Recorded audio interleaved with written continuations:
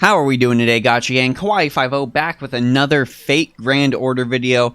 And gang, we got the 12 million download summon announced. And with an announced 12 million download summon, that means we are finally getting the long-awaited guaranteed 4-star ticket. So with this ticket on the way, we actually definitely have to talk about which characters are gonna be the best picks. I know a lot of you out there have a target character. You're looking for a specific husbando or waifu or, whatever character tickles your fancy. But there are also people out there who are puzzled. So for those that are puzzled, I am going to give you what I think are some of the best picks from the 4-star ticket. I could just tell you characters, but that wouldn't be helpful, so we're going to break them down into specific categories, and if you need someone in that category, well, then you can go ahead and pick out the one that is best for you. And I'll shoot at the end of the video which 4-star I will personally be picking with my 4-star ticket. Let's get started. So I'm going to go ahead and kick this video off with the single target damage dealers. Now everyone knows when you get into a horrific boss fight, you need a single target damage dealer to go ahead and carry the day for you. And there are actually some very, very good options on offer here.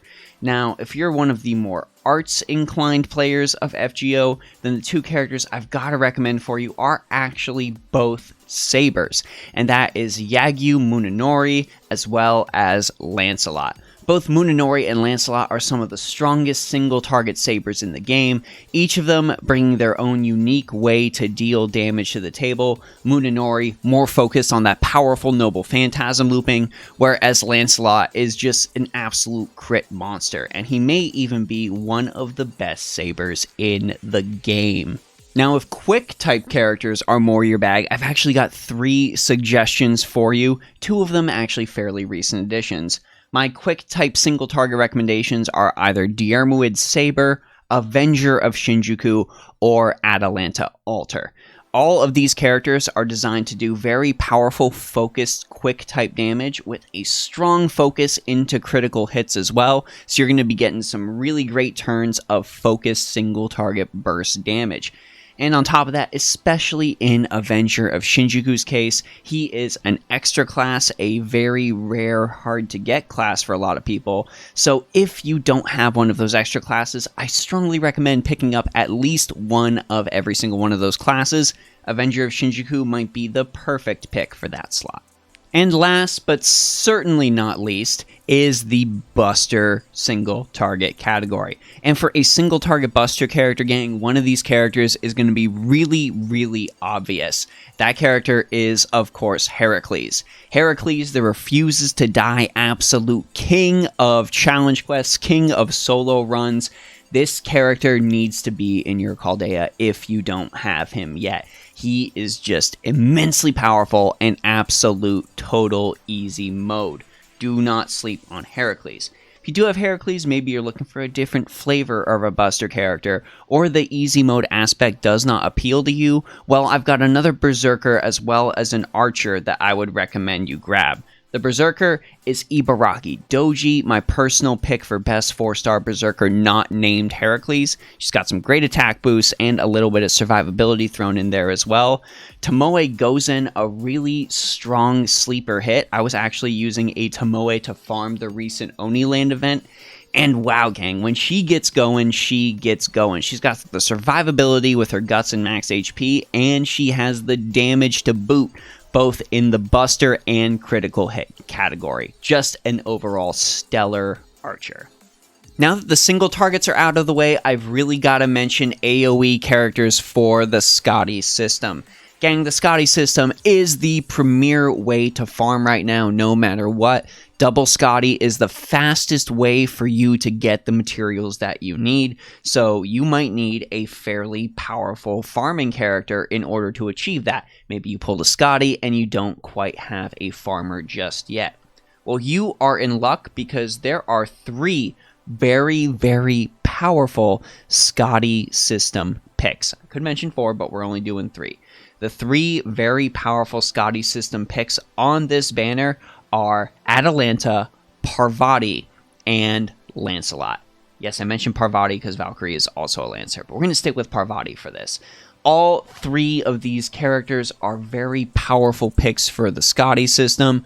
I would have to say if there is a worse one out of this particular lot, it would be Berserker Lancelot, just because, you know, you really need to invest in his Noble Phantasm more than anything to be good.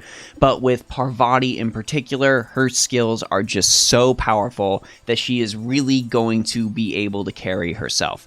I've honestly been using an Atalanta quite routinely in my Scotty system farming. I've got one at NP3, and gang, she hurts. She hurts real bad. And finally, I do really want to mention some incredibly powerful supporting characters that are available on this banner. A couple of them are kind of slept on, but say maybe you're new to the game, you just started playing FGO, you don't have a waiver, you don't have a Merlin, you don't have etc. Any of these characters are going to be really helpful in helping you clear that early game content and catch up to the Lost Belt so you can do events with the rest of us. And those three supporting characters I want to mention are Helena Blavatsky, Gilgamesh Caster, and Medea Lily. Now, Helena Blavatsky is considered by many to be the budget waiver. All of her skills are very, very strong. I actually carried myself through the early game with a 10-10-10 Helena that I managed to get, and budget waiver she definitely is. She's kind of fallen off. I haven't used her much on my team now that I've gotten the stronger supporters, but she is definitely able to do work and a good pick. When it comes to Gilgamesh Caster, he is basically the budget Tamamo no Mai, one of the premier arts supporter servants that a lot of characters use, and Malamu Dingir is a pretty decent Noble Phantasm with a defense reduction ability, so that's going to make your arts servant's Noble Phantasm hit that much harder. And finally, for Medea Lily, I cannot tell you all how many times Medea Lily has saved my butt in challenge quests. Her healing abilities are just absolutely top-notch right now, and I guarantee, gang, if you bring her on your team paired with a high survivability servant, they are going to stick around for a very, very long time. And those are a lot of my suggestions for this download event summon ticket. Who am I picking, you ask? Well, gang, I have to go with Parvati. I absolutely adore Sakura. I adored the Heaven's Feel movies. I have every single Sakura face in the game right now. I'm going for Kama, but I don't have Parvati yet. And since I don't have Parvati, I absolutely need to get her to add her to my collection.